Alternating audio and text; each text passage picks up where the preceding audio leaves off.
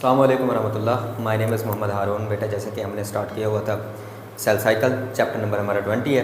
उस पर मियोसिस के प्रोसेस को हमने डिस्कस कर लिया था, स्पेशली तौर पे जो हमारा मियोसिस 1 है। तो आज हमने मियोसिस 2 को डिस्कस करना है और साथ साथ हमने सिग्निफिकेंस ऑफ मियोसिस का जो आर्टिकल हमारा रह गया है इस टॉपिक से रिलेटेड, उसको भी हमने साथ साथ डिस्कस करना है। तो मियोसिस 2 से पहले मियोसिस 1 जो हमने पढ़ी है, वहाँ पर हमने पढ़ा था कि क्रोमोसोम की तादाद जो है डॉटर सेल के अंदर हाफ हो जाती है, तादाद आधी रह जाती है, यानी 23 क्रोमोसोम वहाँ पर अरेंज हो जाते हैं, अपोजिट साइड पे चले जाते हैं। उसके बाद मियोसिस 2 के बारे में थोड़ा बहुत कंसेप्ट हमने ये भी सीखा था कि मियोसिस 2 जस्ट लाइक माइटोसिस की तरह ही है, उसके अंदर भी वही सारी चेंजेस अकर होंगी जो किस में हो रही होती हैं, माइटोसिस के अंदर हो रही होती हैं। एक सिंपल डिफरेंस आपने मियोसिस 1 और मियोसिस 2 में जो रखना है वो याद आप लोगों को होना चाहिए कि इसमें क्रोमोसोम की जो तादाद है, क्रोमोसोम नंबर बेटा ये क्या रहते हैं बेटा, सेम रहेगा। और यही डेफिनेशन हमने पढ़ी थी माइटोसिस की भी, कि माइटोसिस के अंदर भी क्या होता है कि क्रोमोसोम की तादाद जो है बेटा वो क्या रहती है, सेम रहती है। तो आप कह सकते हैं कि जस्ट लाइक माइटोसिस, ये माइटोसिस की तरह ही है मियोसिस 2। दूसरा मेजर जो डिफरेंस है जो याद रखना है आप लोगों ने वो ये है कि यहाँ पर S phase does not occur, S phase does not occur. Mitosis के अंदर एस फेज हुआ था इंटरफेज के अंदर, लेकिन यहाँ मियोसिस 2 के इंटरफेज में कोई एस फेज नहीं होगा। यहाँ रिक्वायरमेंट नहीं है एस फेज की, क्योंकि ऑलरेडी डीएनए जो है वो डबल हो चुका है। कब? जब मियोसिस 1 से पहले सेल जो है इंटरफेज में वहाँ गुजरा था। समझ आ गई है? मियोसिस 1 से पहले जो सेल इंटरफेज से जाएगा, पास आउट होगा, वहाँ पर एस फेज से पास आउट हो जाएगा, क्रोमोसोम की तादाद या उसका डीएनए डबल हो जाएगा। कैसे? जैसे मैंने सिंपल समझाया था कि हमारे पास ये सेल है और सेल के अंदर 46 क्रोमोसोम है और सारे के सारे क्रोमोसोम जो है वो इस तरह के थे, सिंगल क्रोमाटिड वाले थे। फिर ये सेल जो है वो आगे पास आउट हुआ था किसके अंदर, इंटरफेज में।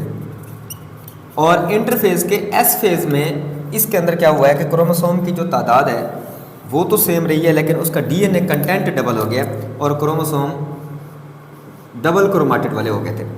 अब ये भी 46 क्रोमोसोम है, ये भी 46 क्रोमोसोम है, लेकिन फ़र्क ये है कि इसमें डीएनए कंटेंट जो है वो कम है, इसमें डीएनए कंटेंट क्या हो चुका है बेटा, डबल हो चुका है, क्योंकि एस फेज में क्या होता है, डीएनए रेप्लिकेशन होती है। फिर उसके बाद क्या हुआ, अब एस फेज से पास आउट हो गया, ये 46 क्रोमोसोम आगे फर्दर डिवाइड हुए थे, 2 डॉटर सेल बनाए थे ये इस तरीके से, और इनके अंदर 23 का सेट था क्रोमोसोम का, जिसको हमने मियोसिस 1 का नाम दिया था। यही रिडक्शन डिवीजन है जो प्रीवियस लेक्चर हमारा यहाँ डिस्कस हुआ है। अब ये जो डॉटर सेल हैं 23 क्रोमोसोम वाले, 23 और 23 क्रोमोसोम वाले, ये गुजरेंगे मियोसिस 2 यानी सेकंड स्टेज से ये पास आउट होंगे। अब नए बनने वाले डॉटर सेल के पास भी 23 और 23 क्रोमोसोम होंगे। तो अक्सर स्टूडेंट कंफ्यूज होते हैं, सर हमारे पास तो 46 क्रोमोसोम थे, अब अगर 23 सबके क्रोमोसोम को काउंट करें तो ये तो बनता है 92, अब ये एक्स्ट्रा कहाँ से आ गए हैं? तो उसका जवाब ये जो 23 क्रोमोसोम है इनके पास 2 क्रोमाटिड होते हैं, 2 क्रोमाटिड होते हैं, लेकिन ये जो हमारे पास 23 बने हैं ना, इनके पास सिंगल क्रोमाटिड होता है। अब है ये भी क्रोमोसोम, ये भी एक क्रोमोसोम काउंट होगा, लेकिन इसमें डीएनए कंटेंट कम हो जाएगा। तो इस तरह हमारे पास जो मियोसिस 2 है, जस्ट लाइक माइटोसिस की तरह क्रोमोसोम नंबर जो है वो क्या रहेगा बेटा, सेम रहेगा। और इसमें भी वो सारे इवेंट्स अकर हो रहे होंगे जैसे माइटोसिस के अंदर हमने पढ़ा है, क्योंकि मैं इसलिए यहाँ पर इसको सारा वो ब्रीफ नहीं कर रहा। माइटोसिस के अंदर आपने सबसे पहले क्या पढ़ा था, प्रोफेज के अंदर क्या था कि डीएनए जो है, डीएनए कंटेंट या जो डीएनए है वो हिस्टोन प्रोटीन के ऊपर लिपटता गया, कंडेंस होता गया और उसने क्रोमोसोम बना दिए। फिर उसके बाद क्या हुआ था कि उसका जो न्यूक्लियर एनवेलप है वो डिसअपियर हो गया था, न्यूक्लियोलाई डिसअपियर हो गया, न्यूक्लियर एनवेलप ब्रेक हो गया। ये काम हुआ था किसके अंदर, प्रोफेज के अंदर। सेम मियोसिस 2 के अंदर भी वही प्रोसेस रिपीट होगा। उसके बाद जो नेक्स्ट फेज था मेटाफेज, उसके अंदर जो क्रोमोसोम है, इंडिविजुअल क्रोमोसोम 46 क्रोमोसोम एक लाइन के अंदर आते हैं जिसे मेटाफेज प्लेट कहते हैं, यहाँ पर भी सेम वही होगा। और एनाफेज के अंदर क्या हुआ था कि जो स्पिंडल फाइबर्स हैं वो कंट्रैक्ट करते हैं काइनेटोकोर फाइबर्स, और क्या करते हैं, क्रोमोसोम के जो क्रोमाटिड है उनको अलग करते हैं। सेम इन केस यहाँ पर भी वही होगा, सिर्फ छोटा सा एक डिफरेंस था जो आप लोगों को समझाना था कि यहाँ पर इंटरफेज के जो फेज है, एस फेज, हमारा सेल एस फेज से पास आउट नहीं होगा, क्योंकि ऑलरेडी वो पास हो चुका था और जो डीएनए कंटेंट है वो डबल हो गया था। अब उसके बाद यहाँ तक ये मियोसिस के इवेंट्स हैं जो आप लोगों को याद रखने चाहिए। नेक्स्ट वन जो हमारा टॉपिक है वो है सिग्निफिकेंस ऑफ मियोसिस। मियोसिस की अहमियत क्या है? सबसे बड़ी जो इसकी सिग्निफिकेंस है, सबसे बड़ी इंपॉर्टेंस है मियोसिस की, वो ये है जेनेटिक वेरिएशन। जेनेटिक वेरिएशन, ये चीज़ लास्ट लेक्चर में भी डिस्कस हुई है कि वालदैन जैसी औलाद नहीं होती, उनके करैक्टरिस्टिक चेंज हो जाते हैं, औलाद में तब्दीलियाँ आती जाती हैं। क्यों? क्योंकि मियोसिस जो गैमीट्स से बनते हैं ना, वो मियोसिस से बनते हैं। क्लियर? वो कैसे हुआ है वो ज़रा आप देखिए फादर के अंदर गैमीटिक सेल्स जो होते हैं ना, जर्म लाइन सेल्स, उनके पास 46 क्रोमोसोम है, मैं इसको F लिख रहा हूँ और ये M। और फादर के अंदर क्या बनेंगे बेटा? स्पर्म प्रोड्यूस होंगे, स्पर्म बनेंगे, और मदर के अंदर जो है वो एग्स बनेंगे। ये जो स्पर्म और एग बनने का प्रोसेस है, ये किस तरह आकर होता है? मियोसिस के प्रोसेस के थ्रू। यहाँ मियोसिस हुई है, और मियोसिस की वजह से जो 46 क्रोमोसोम थे, वो 46 क्रोमोसोम अब कम होकर 23 और 23 की फॉर्म में आ जाएंगे। 23 का फॉर्मेट बन जाएगा। अब इन दोनों की जब फर्टिलाइजेशन होगी स्पर्म और एग की, आगे बनेगा जाइगोट, और जाइगोट के अंदर कितने क्रोमोसोम आ जाएंगे? 46 क्रोमोसोम आ जाएंगे। क्लियर? तो ये जो क्रोमोसोम आए हैं ना बच्चों के पास, ये सिंपल, ये जो औलाद में क्रोमोसोम आए हैं, ये फादर और मदर से आए हैं, और 23 क्रोमोसोम की जैसे आए हैं। अब सिंपल हुआ क्या है यहाँ पर? फादर और मदर के अंदर मियोसिस की जैसे आगे गैमीट्स बने थे। अब मियोसिस के दौरान दो बड़े अहम प्रोसेस यहाँ पर अकर होते हैं। एक जो है वो बेटा क्रॉसिंग ओवर का प्रोसेस है, क्रॉसिंग ओवर का कंसेप्ट है, और साथ साथ हमारे पास जो सेकंड कंसेप्ट है बेटा, वो है रिशफलिंग ऑफ क्रोमोसोम।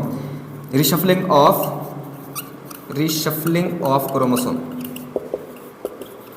ये दो मेन इवेंट जो अकर हुए हैं ना मियोसिस के दौरान, इन्होंने क्या किया है? जेनेटिक वेरिएशंस को पॉसिबल बनाया है। एक तो क्रॉसिंग ओवर है, जिससे जो क्रोमोसोम के सेगमेंट्स हैं वो क्या हो जाते हैं? इंटरचेंज हो जाते हैं।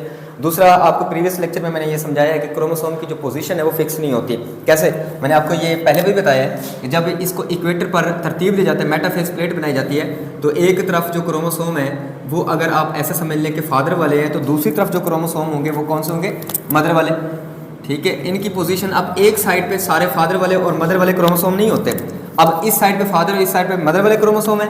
अब अरेंजमेंट चेंज हो जाएगी, यहाँ पर मदर वाले क्रोमोसोम अरेंज हो सकता है और इधर फादर वाला क्रोमोसोम होगा।